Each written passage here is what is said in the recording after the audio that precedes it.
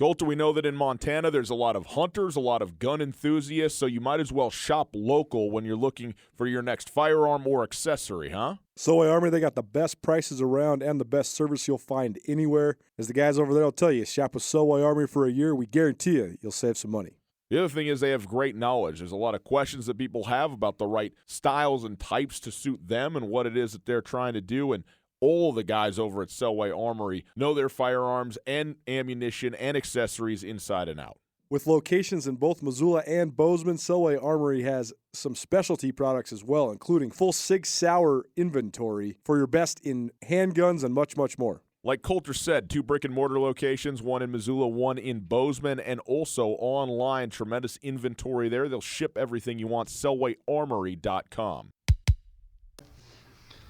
Okay, so a couple quick comments on the Southern Utah game. Obviously, probably didn't really see that coming, especially the way Southern Utah was playing coming into that game. They'd really played well against Weber State. It was a 7-7 game going into the fourth quarter there in Ogden. Played well against a good UC Davis team at home, and then really kind of got after Idaho State a week ago. And Idaho State had obviously had done some good things early in the season, and so I think just all 3 phases kind of clicked in that first half. Defensively, able to create some takeaways, create momentum. Offensively, capitalized on those immediately, and the floodgates just kind of opened. I don't know, just about whatever we did in the first half seemed to work, and it's easy to call games like that. And so, proud of the way our guys responded from a couple of weeks of tough losses, and kind of get back to. It was good to get back home to Bobcat Stadium, in spite of a lot going on with high school playoffs and hunting season. We still had a really good crowd, and we always really appreciate that. And so our internal players of the week are scout players on defense, giving our defense a good look. Cole Ulster, young man from down in Colorado, actually did a nice job helping us get ready for those guys this week. On special teams, Austin Graff, and on offense, giving our defensive guys giving our offense a look, a guy named Rylan Ort, who is a kid that has consistently impressed throughout. Had a little bit of elbow surgery back in fall camp, and has gotten better and better all the time. So excited about those 3 young men making contributions. Defensively, really good day. I mean, when you get to the 3rd string quarterback, you probably had a pretty good day. And so, they really weren't able to run the ball on us. We kind of turned it loose, got back to some aggressive pass rush. Did not have to bring a lot of pressure because, our front guys were doing a pretty good job of winning their one-on-ones. And so our internal defensive players, Josh Hill, I think, played as well as he's played in a while. I had some really impactful plays, forced a turnover, tackled well in the open field. I think we're a better defense with him out there just because of his command of the defense. And Amandre Williams, who I was talking to Amandre today, and it's funny how these guys, Amandre was he was a Division I football player, big-time player, and for whatever reason didn't really get his opportunity to get those snaps at Washington. And you can just see this guy, better and better and better the more he plays, and he's really playing at a high level right now. And so excited for what he's going to continue to do for us. Kyle Finch stepping in at long snapper for the 2nd consecutive week, our special teams player.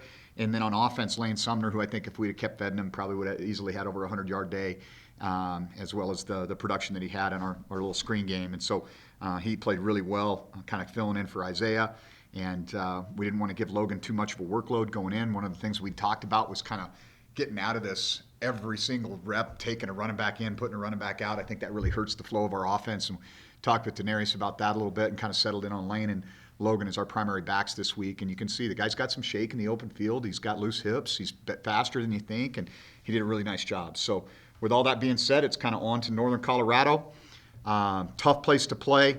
I think a big win for them on the road last week at Idaho State, and create, I think, a lot of momentum for them. I really like, I like the Nip kid. Their quarterback is a really good player. I really like this kid. I think he's a big, strong kid. He's an accurate passer. He's got some good targets to throw to.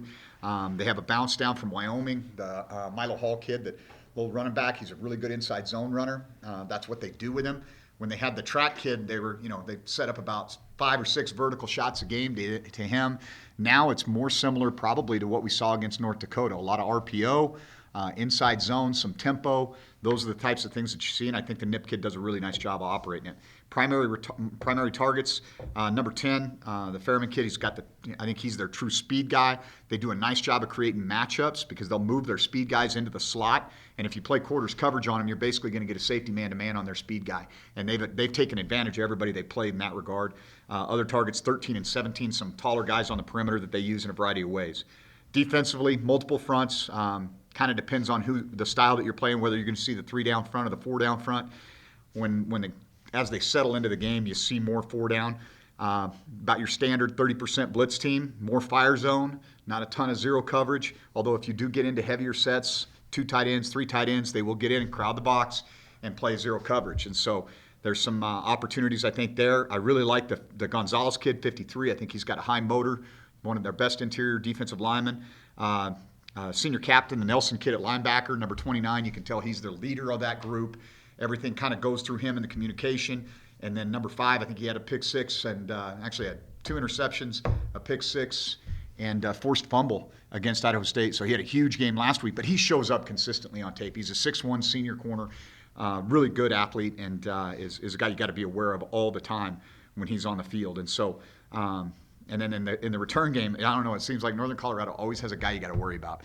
And so they got their backup running back as their primary punt returner, number 22, and he's kind of a different body type than most punt returners. He's a 5'7", 190-pound guy, and so he's a powerful runner. He can break tackles. He's also back there on kickoff return. And then number 10, the Fairman kid, their primary receiver, is their kickoff return. And they always seem to have some speed guys back there that can give you some concern. And so they've been explosive in the return game. And we got to go down there and again have that one game at a time mentality and go prepare to play our best game against this group. So with that being said, I'm happy to take any questions. You guys have played against a lot of older quarterbacks this year. Cookus, Thompson, and now Nip is another one that's been around for a long time. What's the challenge there? They see the field so well. I mean, you can see he's got such a comfort level with what he's doing.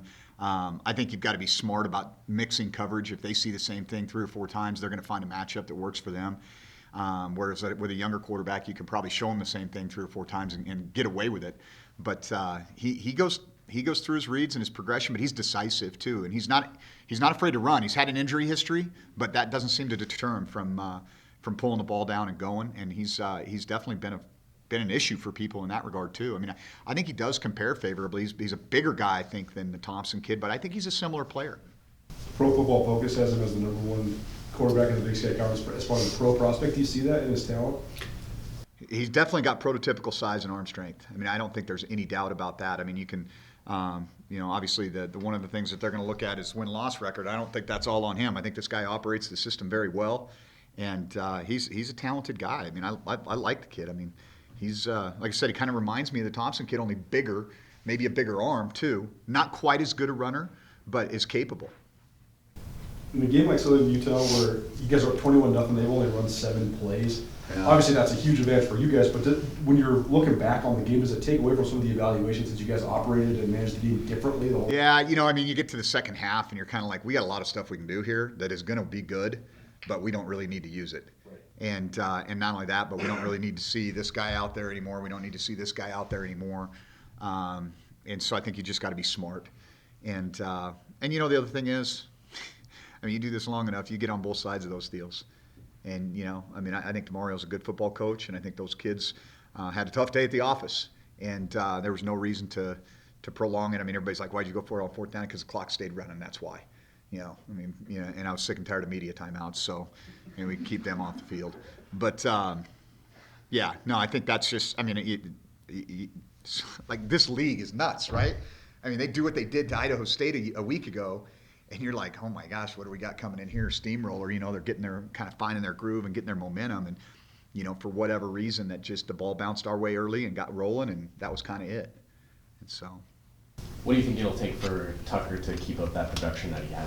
Yeah, I mean, he and I had a meeting this morning, and Casey and Ruben as well, and we just kind of went through the game about, 12, 15 plays, and I'm just like, hey, this is awesome. This is what I'm talking about here, okay? Looking off the safety, pulling him to the left, throwing the ball to Jaden to the right here. This is what we need you to do. Great job up and down throw on the mojo that we hit Derek Snell on to get some momentum going on a drive. And then I'm like, no, what the heck is this? And so we still have those moments where, hey, this is a really simple, easy read and throw, and we're just not operating it the way we need to. I mean, you want to talk about hitting on all cylinders. Let's remove those 5 to 7 plays a game from his game where it's like, a bad throw to an open receiver, the wrong read, not baiting the guy quite enough on a screen or something like that. There's still a lot of nuances, and it's not just a quarterback position, but that's one of the things I talked about with our team yesterday. Is at this point in the season, nobody stays the same. Nobody. You're going to either get worse or you're going to get better. And the teams that make a playoff run and do well in November are the teams that get better. And it starts with you as an individual, and then it bleeds into your unit, and then the team as a whole. And so there's tons of room for improvement. And it's kind of crazy because, man, he does some really good things. There's some times you're like, man, that's a really good football play. That's outstanding. And then there's some times where you're kind of like, the head scratchers a little bit. And then you think back, and it's probably what his 12th game he's ever played in at college football. And maybe not even that. I'd have to do the math. But, it's not like this is a guy who we're talking about, a veteran quarterback that has played 6 years like the Nip kid or like Thompson or, these guys. And so I think that we want it right now. There's no doubt. And we've got to continue to see that improvement. But I think that he's operating within the offense better and better each week. You mentioned finding improvements. What do you think goes into kind of, you as a coach, it seems like, the team has found a rhythm in November. What do you think kind of goes into that from your perspective? I think it's a lot of things. I think it's a lot of things that staying focused on the process, not worrying about things you can't control. I mean, I would not have known, and I know it's going to sound ridiculous, I didn't know we were even ranked until Bill threw the scout or the stats on my desk. So I come in on Sunday morning, SUU versus number whatever, Montana. I just, I really do not listen to outside noise because you can't. I mean, you just cannot. I can't imagine what my life would be like, how miserable I would be, and conversely, how quickly you would lose track of reality and focus if you listen to the good things that are said about you on a good week and the bad things that are said about you on a bad week. You've just got to have some balance. And I think maybe that starts with me is not really talking about that stuff or not bringing it to the table, just focusing on what we have to do in the moment to get better. And that's what you got to do in November football. You can't worry about what's going to happen 3 weeks from now. You got to worry about right now, today. And so, Northern Colorado is a really, really big game for us, and we've got to be focused on them. What do you like about Braden Conkle right now, just versatility-wise? Seems like you can pull him up into the box. He can play, cut in coverage. Yeah, he's a better cover guy than people think. He's long, maybe doesn't have that 4.5 40 speed on the clock, but he's got really tight feet. He does a nice job in coverage, and he's got that linebacker mentality. So playing in the box isn't foreign to him. He's a good blitzer. He's a good open field tackler. I've said that for a number of years. I really feel like he's a really good open field tackler. And it creates some opportunities for us within this league, like whether it was Southern Utah last week or these guys. I mean, we'll see a bunch of empty from these guys this week. And number one, it's what they do. And number two, I think that fits how they may want to attack us. And so how do you match that up? Well, you can't do it with, I love Callahan, but Callahan is going to have a hard time matching a slot and empty or covering one of their little scat running backs. And so, having Troy with his athleticism and his diverse ability, as well as Braden, to be able to get in the box and their linebacker have linebacker presence and linebacker body types, but have the ability to run with guys on the perimeter. How would you describe Derek Marks' leadership style and maybe how that might help him, after football? Yeah, well, he's a total lead by example guy. I mean, if there's anybody, I know a few years back we talked about this commitment continuum, and on one side is resistant, and on the other side is you're so committed that you're willing to cheat to win. Well, that's not a good thing either. So either level is not good. And when we talk about who the most committed guys in our program were, and just about everybody mentioned Derek's name, and I think he's been that guy for a long time. I mean, he's a great teammate. Just a phenomenal person, but a great teammate. He really cares about the guys in that locker room, and he's a guy that can be there to lift guys up. But as far as a guy that goes out and practices the right way, he's one of the hardest workers we have in our program. When one of your best players is also your hardest workers, then that sets the stage for everybody else. And I think that's one of the reasons why that D-line room just kind of continues to produce, because the guys that have stepped into leadership roles, we lose 3 great players that were all seniors last year. Well, in steps, Derek, and it was awesome because Bryce is fine with Derek being the alpha. He's fine with Derek being kind of that guy because he's a good lieutenant. And then you got a guy like Jason Skrimpos who's come in and has stepped right into his role and has bought into that. And you got a Marcus Ferreter who's, again, a guy that's a great lieutenant, and it just works. And so I think that dynamic has been awesome. And I think a lot of it goes to the fact that Derek's such a humble guy and is such a team guy. Yeah, that hip thing during fall camp was freshman year, but he told me that he hasn't missed a practice since then. How rare is that? Yeah, for a defensive lineman, interior defensive lineman, it's pretty rare because those guys get beat up, day in and day. I mean, I kind of laugh because I think I said this story one time, but, Kane, I get here and, like, my first 3 trips around, we go see Baloo Chapman at Bozeman High, and he's on a scooter, and then we go see Derek over here in Belgrade, and he's got his whole body in this, hip cast looking thing, and then we go over to Huntley Project, and Michael Jobman's in an arm deal. I'm like, what are we doing here, man? And 2 of the 3, obviously Baloo unfortunately wasn't able to continue playing, but still around the program and an awesome kid, and the other 2 guys have been major contributors for us. So, do you feel like you guys kind of have that confidence back following those 2 straight losses, and how important is that to kind of keep moving forward late into the season? Yeah, I think that's. I mean, college football is an interesting deal. You're dealing with these 18 to 22-year-olds, and there's so many different things that can happen. Think about some of the bounces and the calls and the way things could have been different for us 2 weeks ago. And regardless of whether you win by 2 or 20, it doesn't matter. And so definitely coming home and getting a win, I think, is important. I mean, that was a huge game. Now whether we won by 2 or 35, it doesn't matter. But the way the game, I think it almost played out perfect because we can talk about all the good things that we did and how we played together as a team and rose together as a team, and then we can say, yeah, but look at this stuff in the second half we got to get better at, And so it allows us to have those teachable moments. But I think it's very important to have momentum going down the stretch, no doubt about it. I mean, it's harder the other way around. Daniel Hardy seems to be getting a little more time making some plays this past week. How have you seen him kind of improving? Daniel is a gifted young man, and one of the most. He's a pleasure to have in the program.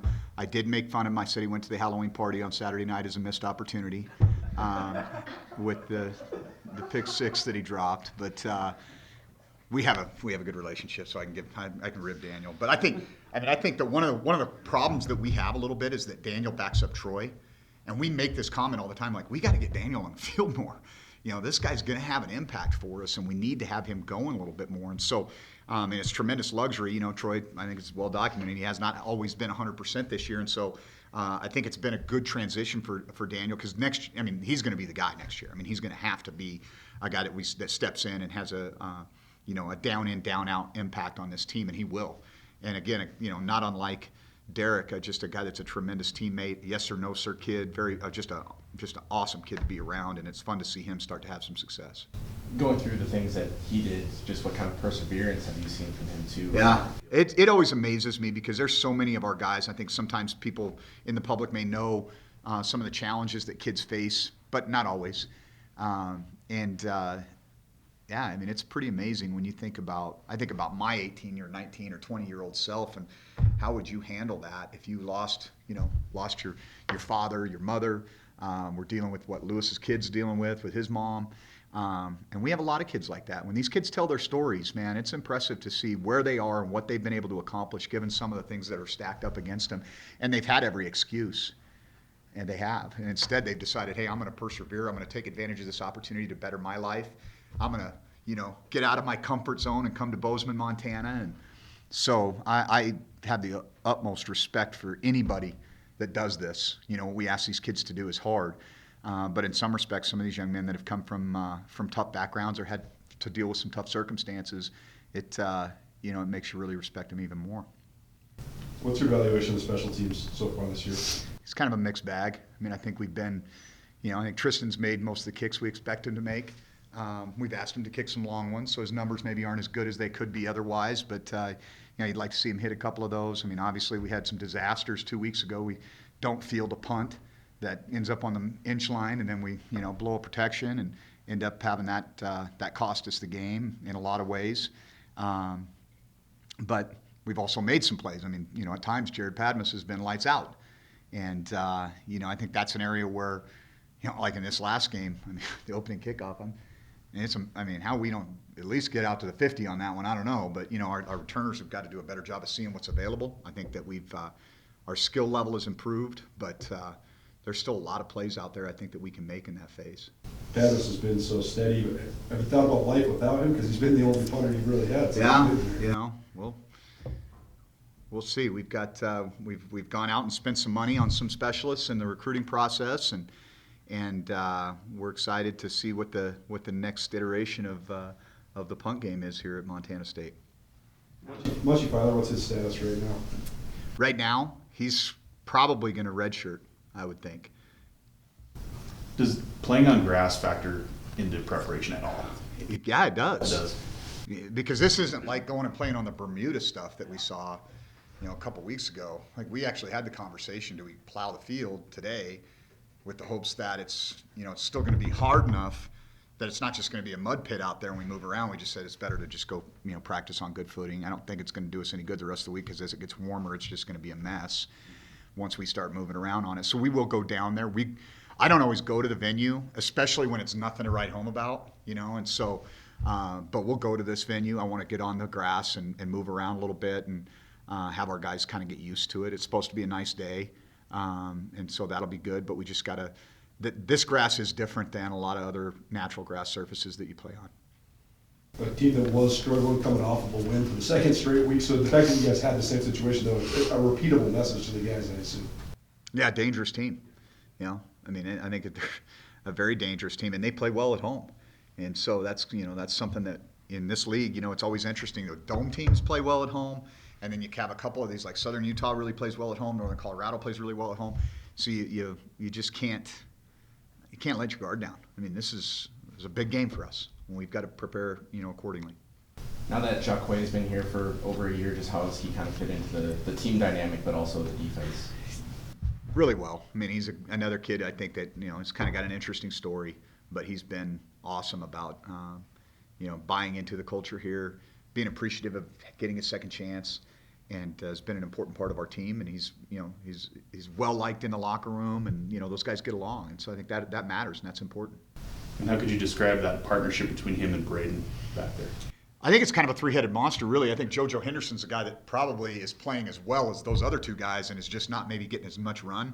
But those three guys have been really, really good for us. We're gonna, have to hustle to get, to replace the not just the production, but also the leadership and the experience level when you have three seniors that are playing the way those three are.